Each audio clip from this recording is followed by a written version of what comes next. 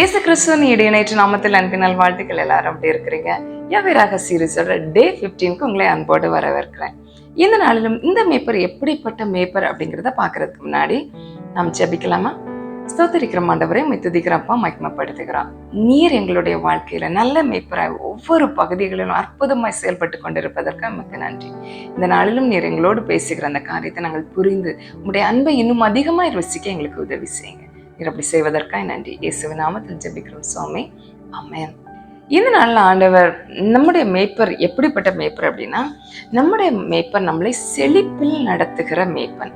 ஆமா, ஆடுகளுக்கு நல்ல உணவு தேவை, செழிப்பான காரியங்கள், அதுக்கு தேவையானவைகளை கொடுத்து செழிப்பான பகுதிகளில் நடத்துவார். நீங்க கவனிச்சிங்கன்னா எவ்வளோ ட்ரை சீசன்லையும் ஆடுகளை நல்ல தண்ணி உள்ள இடத்துக்கு, புல்லுள்ள இடத்துக்கு தான் அந்த மேய்ப்பன் அழகாய் நடத்தி கொண்டு போவார். அப்படிப்பட்ட மேய்ப்பன் தான் நம்முடைய மேய்ப்பன். உலகத்துக்கு ட்ரையா இருந்தாலும் நமக்கு செழிப்பை கொடுக்கிற ஒரு ஆண்டவர். யோவான் 10வது அதிகாரம் அதனுடைய 7வது வசனப்படியா சொல்லுகிறது, இயேசு மறுபடியும் அவர்களை நோக்கி, நானே ஆடுகளுக்கு வாசல் என்று மெய்யாகவே மெய்யாகவே உங்களுக்கு சொல்லுகிறேன். அதனுடைய 9வது வசனம் சொல்லுகிறது, நானே வாசல், என் வழியாய் ஒருவன் உட்பிரவேசித்தால் அவன் ரட்சிக்கப்படுவான், அவன் உள்ளும் புறம் சென்று மேய்ச்சலை கண்டடைவன். அவர் மூலமா நம்ம அவரோடு இணைந்து நடக்கிற அனுபவம் நமக்கு இருக்கும் என்றால் அவர் நம்மை மேய்ச்சலில் நடத்துவது நிச்சயம். உள்ளும் புறமும் மேய்ச்சலை கண்டடைவான் அப்படின்னு சொல்லப்பட்டிருக்குது. சில நேரத்தில் நம்ம செழிப்பு அப்படின்னு சொன்னதும் உலக பிரகாரமான பிளெஸ்ஸிங் மட்டும் பார்க்குறோம். அது கண்டிப்பாக அது ஒரு பிளெஸ்ஸிங் தான்.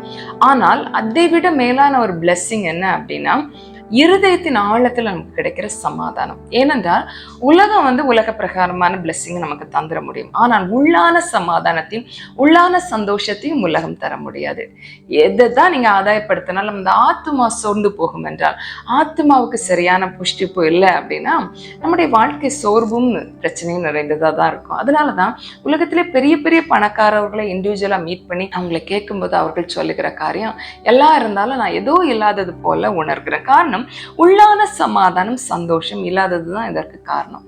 நம்முடைய வாழ்க்கையில ஆண்டவர் உள்ளும் புறமும் மேய்ச்சலை தருகிறவர் என்று யோவான் 10வது அதிகாரம் அதனுடைய 9வது வசனம் சொல்லுகிறது. உள்ளும் புறமும் வெளியிலே நமக்கு பிளெஸ்ஸிங் ஆண்டவர் கொடுப்பார். அதே நேரத்துல உள்ளான சமாதானத்தையும் உள்ளான சந்தோஷத்தையும் அற்புதமாய் கொடுப்பார். அதனால்தான் வேதம் அழகாய் சொல்லுகிற, அவர் கொடுக்கிற ஆசீர்வாதத்தினோட வேதனையை கூட்டார். இதுதாங்க அடையாளம். உங்களுக்கு இருக்கிற பிளெஸ்ஸிங்கோட சமாதானம் இல்லாம சந்தோஷம் இல்லாம இருக்கிறீங்க அப்படின்னா நீங்க ஆண்டவரோட கரெக்டா இருக்கிறீங்க அப்படின்னு செக் பண்ணிக்கோங்க. உங்களுக்கு ஆசீர்வாதமா இருக்கு, அதே நேரம் ஒரே சமாதானம் சந்தோஷம் இருக்கு அப்படின்னா அது இறைவன் கொடுத்த ஆசீர்வாதம். ஏனென்றால் தேவன் கொடுக்கிற ஆசீர்வாதத்தோடு வேதனைகள் இணைந்து வருவது இல்லை. அது பிள்ளைகளுக்கு குறித்த காரியமா இருக்கலாம். பிள்ளைங்க நல்லா படிச்சாங்க, நல்ல வேலையில இருக்கிறாங்க, ஆனா அவர்களுடைய காரியத்துல இந்த காரியம் என்ன வேதனைப்படுத்திட்டே இருக்கு அப்படின்னா ஆண்டவர்கிட்ட அந்த காரியத்தை கொடுங்க. அந்த பகுதிகளிலும் அவர் நமக்கு மேய்ச்சல் உண்டாக்குவார், சரிப்படுத்துவார். நம்மை சமாதானத்துல சந்தோஷத்துல ஆசீர்வாதத்துல நிறைப்புகிற கர்த்தர் அந்த பகுதியும் சரிப்படுத்துவார். எந்த காரியம் உங்களுக்கு இன்னைக்கு பிரச்சனை நிறைந்ததாய் தோன்றுகிறது, இதை என்னால சரி பண்ண முடியல, உலக மனிதர்களோ வேற எதுவுமே இதை சரி பண்ண முடியல அப்படின்னு குழம்பி போய் என்னை பார்த்து கொண்டிருக்கிறீர்களா? எல்லாவற்றையும் சரி பண்ணுகிற ஒரு நல்ல மேய்ப்பர் நமக்கு இருக்கிறார். அவர் நமக்கு உள்ளும் புறமும் மேய்ச்சலை கொடுக்கிறவர். எல்லா பகுதிகளிலும் சந்தோஷத்தையும் சமாதானத்தையும் கொடுத்து நம்மளை அற்புதமாய் நடத்துகிற நல்ல மேய்ப்பர். இந்த மேய்ப்பனோடு இணைந்து கொள்வோம். அவர் நமக்கு செய்கிற அற்புதமான காரியங்களை நம்முடைய வாழ்க்கையின் அனுபவமாய் மாற்றிக்கொள்வோம். நம்ம ஜெபிக்கலாமா? நன்றி ஆண்டவரே, உமக்கு நன்றி. இன்னைக்கு இந்த நாளிலும் வேதனையோடு போராட்டங்களோடு ஏதோ ஒரு காரியத்துல சோர்வோடு என்னை பார்த்து கொண்டு இருக்கிறவர்களுக்காக நான் ஜெபிக்கிற ஆண்டவரே, ஒரு பெரிய மாற்றம் உண்டாகட்டும். நீர் கொடுக்கிற சமாதானம், நீர் கொடுக்கிற சந்தோஷம் இவர்கள் வாழ்க்கையிலே அனுபவமாய் மாறட்டும்.